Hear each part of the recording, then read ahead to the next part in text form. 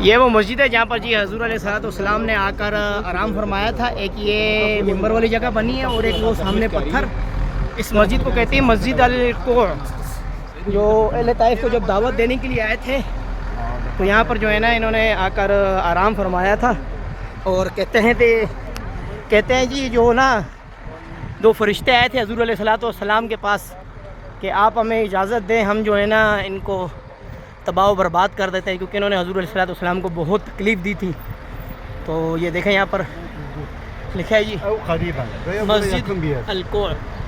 اور یہاں پر بہت کثیر تعداد میں لوگ جو ہے نا زیارت کرنے کے لیے آئے ماشاءاللہ. یہ دیں پتھروں سے بنی ہے جی. اور حضور علیہ الصلوۃ والسلام کسی حدیث سے ثابت نہیں ہے, نہ روایات ہے, بس یہاں کے لوگ جو ہے نا وہ یہ کہتے ہیں, باقی واللہ اعلم ماشاءاللہ. دیکھیں یہاں پر لکھا ہے کسی روایت سے یہ بات ثابت نہیں نبی صلی اللہ علیہ وسلم ان جگہوں سے گزرے ہوں.